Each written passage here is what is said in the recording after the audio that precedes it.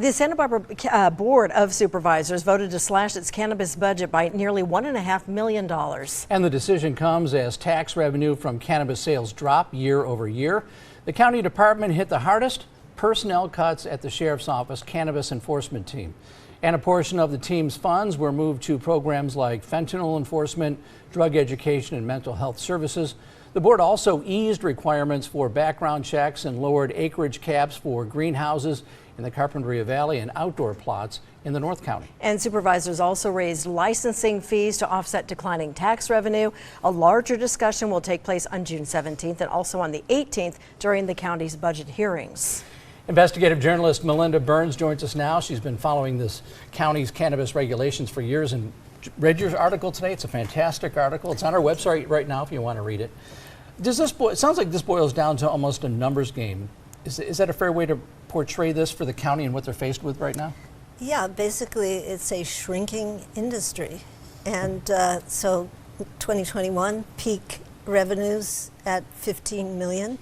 Now they're bringing in the taxes from cannabis about $5 million. So 2/3 drop in revenue, and they have to cut their costs to kind of go along with that. And so next week they actually will look at possibly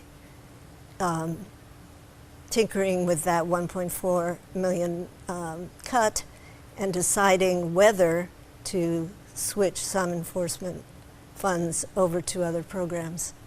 But it is it's a reality check. And it's complex. It is. Yeah.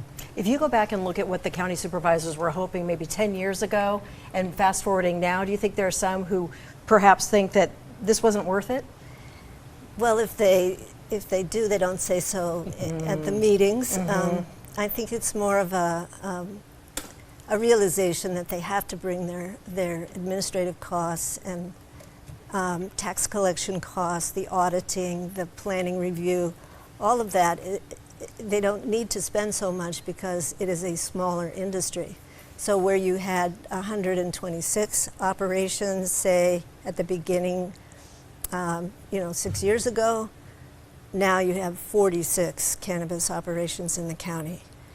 And you don't need so much oversight of the program at this point. So you've seen a huge drop over a short amount of time. You have. And So it's reflected, it's a glut on the market basically that's driving these plummeting revenues, and that's by some estimates twice as much cannabis being produced in California as is consumed in California. Which is really interesting.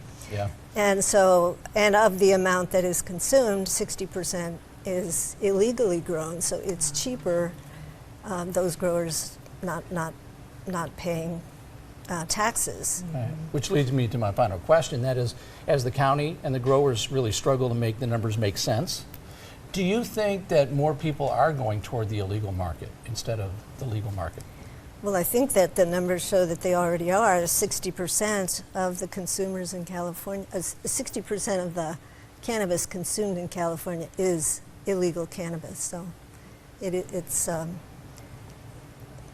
it's